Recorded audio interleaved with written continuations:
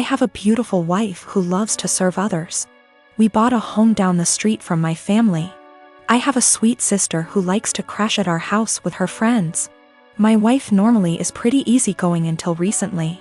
My sister's friends have been leaving messes, mostly towels on the floor after using our pool. My wife got upset picking up after them every day. I have asked my sister to make sure the house is clean after they leave, and it has been better. My wife also complained that some of her perfumes / clothes personal items have gone missing. My sister said it's not her. I believe my sister. I just don't see her doing that. I told my wife and we agreed to just replace them. Last week my wife made a couple of pans of cinnamon rolls from scratch. One pan was for us, the second pan was for a coworker's family who is experiencing a tragedy. My wife went to the gym. I went to work and my sister and her friends came by. The one pan wasn't enough for her and her friends. They wanted the second pan of cinnamon rolls and my sister texted my wife asking if they could eat them. My wife said no. They ate them anyways. My wife upset went and bought new locks. When I came home my wife handed me a new key and told me that she didn't want anyone else to have a key to our house. I tried to calm her down and tell her that I would just go replace the eaten cinnamon rolls with store-bought ones. My wife decided this was her hill to die on and said no, my sister lost the privilege to come when we are not home. Replacing stolen items wasn't good enough anymore. My mom called and asked if my sister could use the pool as a back-to-school party. I was under the impression my mom would be there. I said yes. My mom was at work and our schedules clashed. The easiest solution was for me to change the locks back so they could come into the house. My mom didn't come with my sister. When my wife got home after the party, it was a mess. She sent me photos. She called me the A for changing the locks without talking to her about it. Keep in mind she did too, then told me I broke her trust. She wasn't safe in her home because she keeps getting robbed and I refused to put an end to it. I did talk to my sister. Then my wife let me know she was staying with a friend for a while. Am I the A here? I feel like I have tried to right any wrongs that have happened between my wife and my sister. I talked to my mom again and let her know my sister isn't allowed over without me home. I asked a friend's wife who is a maid to come deep clean our home. So if / when my wife comes home it's clean. The last thing is my mom asked me to help cover my sister's cheer. She is on track for a scholarship. I told my mom I would pay half of my wife's things were returned. If not, the money was going to replace the stolen items. Also, my sister was invited to homecoming. She wanted me to buy a dress. I told her no for not following our home rules, and the money I saved for the dress is going to pay for the maid. I did replace the locks again. I also am planning a romantic dinner I will make and clean up. I heard a lot about the cinnamon rolls. Someone on here gave me the idea to make them. I am for a dessert. My sister had a bag of my wife's things. More than I thought was gone. Most items are in poor shape. The big thing is she had my wife's grandmother's ring I thought was in the safe. I had no idea it was gone. My sister said that she found it on my wife's nightstand during the party. She forgot she had it on when she left our home. The ring isn't valuable, it's just sentimental. I told my mom who the ring belonged to. My mom lost it. My sister is now grounded. My wife is coming home.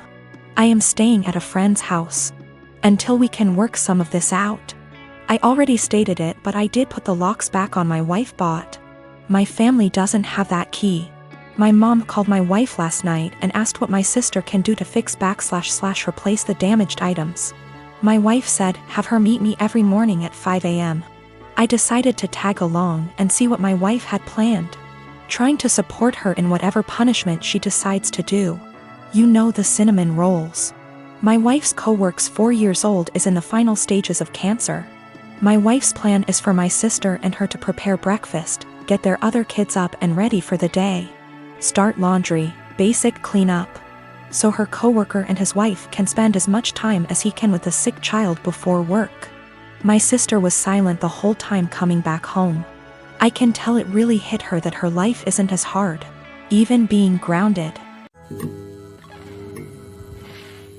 My husband and I, both in our early 30s, have been together for over a decade and made the decision to not have kids. I like kids, I have nieces and nephews, we just don't want them for our own reasons. He had a vasectomy, which only a few people know about. Our families are aware we don't want kids, as they've asked this before during different major life events, our wedding for instance. We recently bought a 3-bedroom home with a nice yard in a nice area. Excited to show our new home to family and friends, major upgrade to our previous home, we hosted a housewarming. During the party, one of my sibling-in-laws, Alex, made a few indirect comments about all this space. And kids would love it in our house, etc. Eventually they asked point blank when we were having kids. I made a light-hearted joke about it, which is my go-to for this question. Oh, well, I like sushi too much to have to give it up for a pregnancy. Plus not drinking for pregnancy and breastfeeding? No thanks. I tried to make it very light-hearted and laugh it off. Most people just laughed along. That seemed to anger Alex, and I was told children are a joy, and a good mother puts her kids before everything else. I agreed, children are a joy, I like spending time with the nieces and nephews. And obviously I can't be a good mom if I chose sushi over kids, so I just won't be a mom, paraphrased. Still trying to brush it off in a gentle way, because I'm not trying to start a fight by telling them to stop asking in front of everyone, because I know my tone will be seen as rude and abrasive. We move on. But Alex is still annoyed and making little comments in their group about how flippant I am about it and how when it finally happens, then I'll understand. My husband heard this and jokingly said, well, if she gets pregnant, that'll be a problem for the divorce lawyers. That seemed to piss them off more, but they stopped. With holidays coming up, we have not been invited to Alex's usual Halloween bonfire. When husband spoke to his parents, they told him Alex was annoyed we were so careless and callous about our child-free status and to say what we did, and they realized we had taken permanent steps to ensure we never had kids. That we know they had to do if to have kids, etc. And we are AHs to just not care. I feel bad because they did do if and lots of fertility treatments to have their kids. And even then they still had a few miscarriages. I can't imagine wanting kids and struggling to have them and then deal with miscarriages. But at the same time, I'm so tired of justifying living my life how I want. I feel terrible my joke was taken the way it was and that I hurt my IELTS. I truly never meant for that to happen. After the bonfire this weekend, we will be reaching out to have a heart-to-heart, if they'll accept it. Either way, I'll be apologizing for hurting their feelings, let them know I love their kids and them. But I will also be firmly putting down any further attempts to discuss our child-free status, if the conversation is about changing our minds. I have not told them our reasons for being child-free, so I think perhaps if they are willing to listen, I'll explain them and hopefully the conversation can be constructive. My husband and I have been married for 3 years now. I have a daughter, 15 years old, and he has a son, 24 years old. I am friendly with my stepson, but we aren't close. He has a biological mother who is a perfectly fine woman. I'm not here to take the role of his mom. My late husband, my daughter's father, died when my daughter was 6. We both contributed to her college fund. My daughter's paternal grandparents have also contributed a large amount. Right now, the fund has about $180,000. My daughter is extremely bright, and I'm not just saying that because I'm her mom. I truly believe she has the capacity to go to an Ivy League school, and her teachers have said she has the potential as well. And I don't want costs to hold her back. Our income would be too high to get any meaningful financial aid. And while there are a few merit-based scholarships out there that she will be applying to, we don't want to put all our eggs in one basket and hope she gets it when it's so competitive. My current husband and I have separate finances. He doesn't contribute at all to my daughter's fund. My stepson is struggling with a heroin addiction and has stolen money, jewelry, heirlooms, and electronics from us for drug money. I understand that addiction is a disease, and I personally paid for an outpatient detox for him, which cost $1,000, which failed. His father then paid for an outpatient rehab program, which cost $6,500, which also didn't work because he barely showed up. He promised us he'd do better next time and he needed another chance. So I split the cost of another $6,500 outpatient rehab program with my husband, which seemed to work during program, but he relapsed as soon as he got out of it.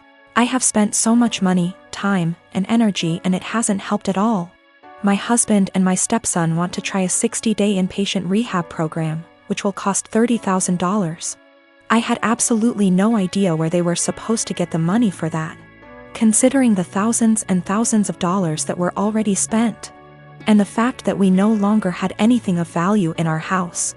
They want to use my daughter's college fund, which to me is absolutely off limits. I feel like it's completely unfair to my daughter to punish her for my stepson's addiction, unfair to my late husband and his parents, but frankly, I don't think spending $30,000 will work.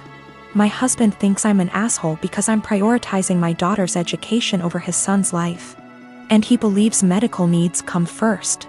He then asked my daughter if she'd be willing to use $30,000 from her fund to pay for her stepbrother's rehab, and she got very quiet and did not answer. He then got very upset with her and said she was being selfish. My daughter later told me that she didn't want to give her stepbrother the money, but she felt so guilty. And I am furious at my husband for emotionally guilt-tripping my daughter like that. Me, nurse. Working 50-ish hours a week in pediatric ICU. Cry at least once a week because that is hard. My salary pays our bills. All of them. Husband has a degree but isn't looking for a job. Works 2 days a week at the grocery store. Spends most of his time playing. Today was supposed to be a good day. I had been begging my husband to swap his Saturday shift to literally anything else so that we could have days off together. We haven't had a weekend together since our wedding 18 months ago. Today was supposed to be our first Saturday off together. We were going to go to an animal sanctuary. He starts the day by going to breakfast with his best mate, leaving before I even wake up. I wake up around 9 and realize he is not home. Call. He says he's helping his mate set up some lights and that the weather is too rainy for the animal sanctuary anyway. He gets home at 1-ish. Lies around. Plays some video games, promising we would cook dinner together tonight. Leaves again at 5 to help the same mate with something else. I go grocery shopping. I don't drive because of medical issues, but I walk there and back in the rain. I get home, realize I've left my keys inside. Call husband, knowing he's 5 minutes away. He says he will leave in a minute. I sit in the rain and the cold, southern hemisphere. 45 minutes later, I call again. He hasn't left yet. He finally agrees to come and let me in the house, so he drives up, presses the clicker to let me in the garage and leaves again. At 10, I call to see where he is. His friend answers. Says he is driving out to do something an hour away. It's 10:30. I am going to bed. I have sent him a TXT that I am upset and don't want to speak to him tonight and would rather he left me alone. As far as I am concerned, if he can't value me more than his best mate on the first day off he and I have shared in a year and a half, he can go sleep in his bed instead. By the way, his friend doesn't work, so they hang out all the time when I am at work. He is going to be upset. And he is going to tell his mate and his mate is going to tell him I'm being I am 26. We weren't always like this. I don't know what changed. I'm fairly confident he's not having an affair, and I fully intend on talking this through, but at a time that isn't 4 a.m.